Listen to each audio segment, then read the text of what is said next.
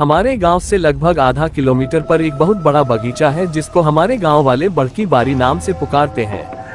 ये लगभग 12-15 एकड़ में फैला हुआ है। इस बगीचे में आम और महुआ के पेड़ों की अधिकता है।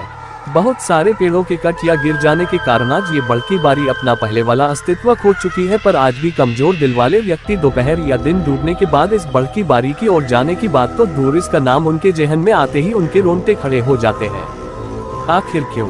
उस बड़की बारी में ऐसा क्या है? जी हाँ, तो आज से 30-32 साल पहले यह बड़की बारी बहुत ही घनी और भयावह हुआ करती थी। दोपहर के समय भी इस बड़की बारी में अंधेरा और भूतों का खौफ छाया रहता था।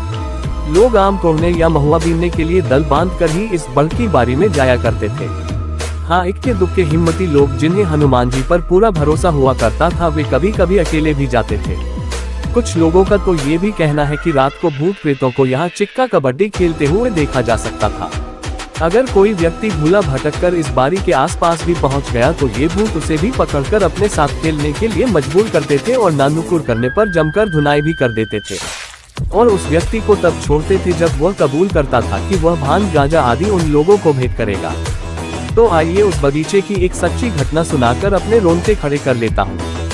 उस बगीचे में मेरे भी बहुत सारे पेड़ हुआ करते थे। एक बार हमारे दादाजी ने आम के मौसम में आमों की रखवाली का जिम्मा गांव के ही एक व्यक्ति को दे दी थी, लेकिन कहीं से दादाजी को पता चला कि वह रखवाली रात को 1-2 लोगों के साथ मिलकर आम तोड़ लेता है।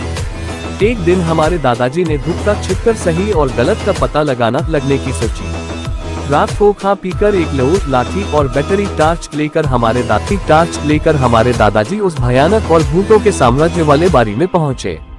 उन कोने वाला पेड़ के नीचे एक व्यक्ति दिखाई दिया।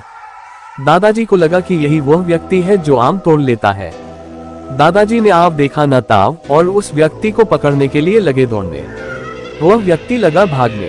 दादाजी उसे दौड़ा रहे थे और चिल्ला रहे थे कि आज तुमको पकड़कर ही रहूंगा, भाग, देखता हूँ कि कितना भागता है।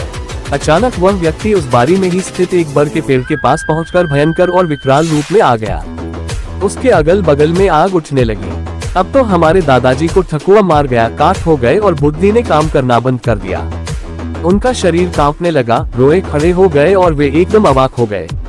अब उनकी हिम्मत जवाब देते जा रही थी और उनके पैर ना आगे जा रहे थे ना पीछे। लगभग 2-3 मिनट तक बेसुध खड़ा रहने के बाद थोड़ी सी हिम्मत करके हनुमान चालीसा का पाठ करते हुए वे धीरे धीरे पीछे हटने लगे। जब वे घर पहुंचे तो उनके शरीर से आग निकल रही थी। वे बहुत ही सहमे हुए थे। 3-4 दिन बिस्तर पर पड़े रहे, तब जाकर उनको आराम हुआ। उस साल हमारे दादाजी ने फिर अकेले उस बड़की बारी की ओर न जाने की कसम खा ली।